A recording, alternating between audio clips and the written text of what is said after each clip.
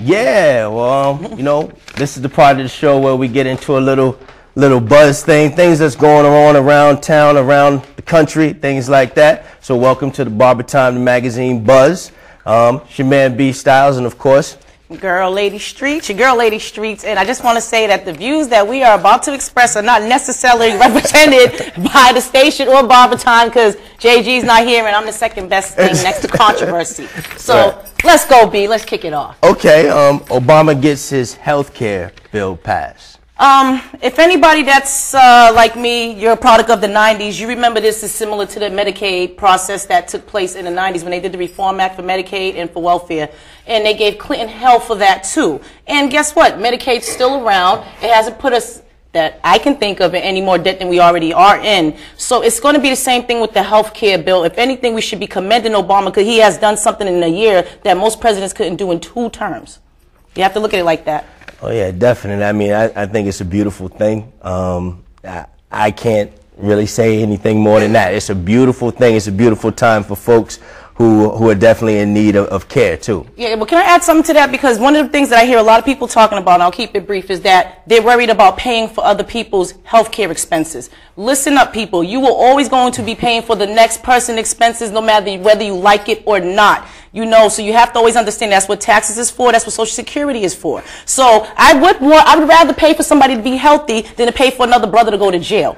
And you got to really look at it like that. So we have to help each other out. But this is why this country will not succeed, because we're too much into us and not into everybody else. And so in order for us to go ahead, you have to help your fellow man, plain and simple. Oh yeah, that's the premise of our country, and that's the foundation upon which it was built. So you know, it's about looking out for other people. But what about all the backlash from the Republican Tea Party folks? Honestly, I hate to say it like this, and like I said before, my views are my views. They're just the new KKK. I mean, I hate to say it like that. They're the new lynch mob. Understand that.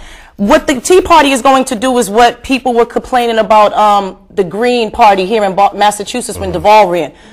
No matter who they elect, the people might not get into office, but they take away from the other votes. Those independent votes, those undecided votes can be swayed with the Tea Party. Right. So where you had votes that could have went to the Republican or the Democrats, it will stay within the Tea Party, but their agenda is just so warped. And for Sarah Palin, somebody who doesn't even have no knowledge of any overseas, I can go forever.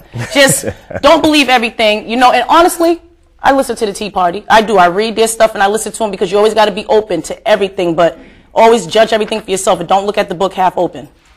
I mean, I just think some of the things that they did just kind of really went across the line. They stepped over the line way too many times to call somebody, you know, derogatory names and to spit on people and to do, I mean, that's taking it way over the top. Listen, shout out to the black congressman that got spit on and called the N-word. Let me tell you something, I'd have lost my job. I hate to say it, because the black would have came out in me. I would have referred back to my old days, and it just would have been something. But that's the measures that they're taking. And if you want to follow a party that will go into the state senate and spit on your elected officials and call them derogatory names, then that's all fine with me. But don't get mad if there's backlash from your support. When they came out and called Barney Frank, they just came out and blatantly just were like, "You're a faggot." You know, but we already know that. Yes, we already know that. So what else? All right, real quick, get into the NBA playoff picture real quick. Honestly, I don't want to say it. I love my Celtics all the way. I'm hoping that they make it to the Eastern Conference Finals. But if they don't, it's going to be a repeat of last year. It's going to be Cleveland in Orlando, but the West is up for grabs. Don't think LA is going to take it, y'all. Sorry, Malik.